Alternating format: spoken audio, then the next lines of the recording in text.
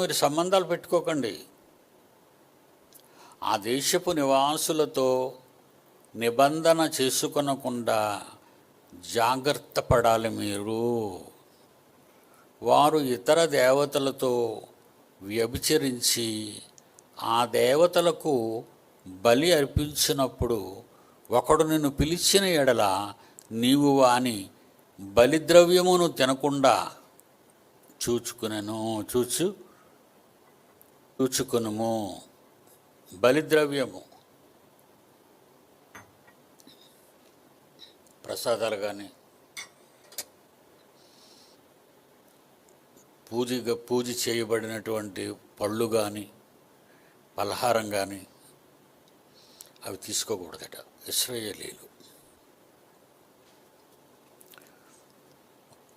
ఇప్పుడు మనం తీసుకోవచ్చు, తెలుసు కదా మీకు. ఇప్పుడు మనం తీసుకోవచ్చు, అప్పుడు తీసుకోకూడదు. చాలా నియమం పెట్టాడు.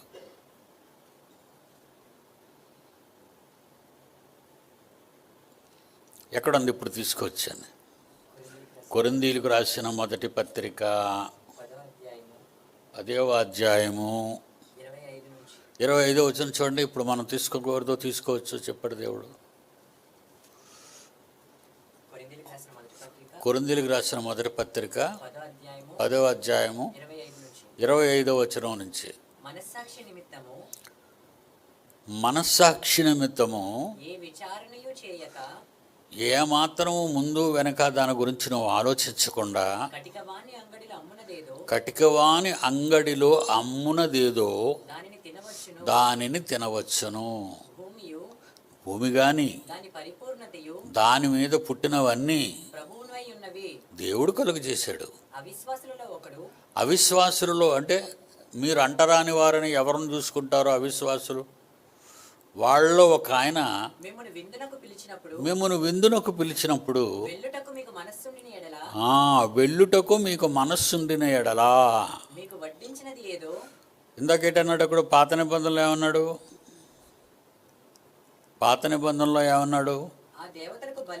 ఆ దేవతలకు బలి అర్పించినప్పుడు ఒకడు నిన్ను పిలిచిన ఎడల నీవు వారి బలిద్రవ్యమును తినకుండా చూచుకొనుమని ఇశ్రాయేలీలతో చెప్పిన దేవుడే. ఆఫ్టర్ 3000 years 3000 సంవత్సరాల తర్వాత దేవుడు క్రొత్త నిబంధనలో ఏం రాయించాడు అంటే, అవిశ్వాసులలో అంటరాని వాళ్ళలో నమ్మకం, దేవుడంటే నమ్మకం లేని వారిలో, విగ్రహాలను పూజించే వారిలో ఎవరైనా మిమ్మల్ని విందునకు పిలిచినప్పుడు వెళ్ళుటకు మీకు మనస్సుంటే మీకు ఏదైతే వడ్డిస్తారో దానిని గూర్చి మనస్సాక్షి నిమిత్తము ఏ విచారణ చేయక తినండి.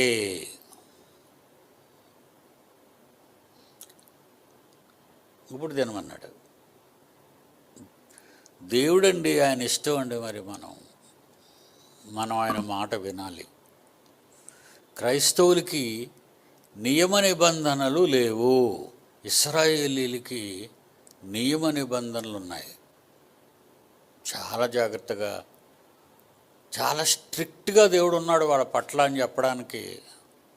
ఏమండి, చాలా స్ట్రిక్ట్ దేవుడు వాళ్ళ పట్ల. ఎందుకంటే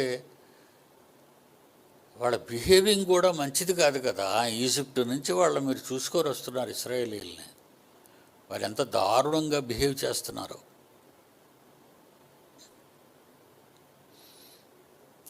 ఓకే.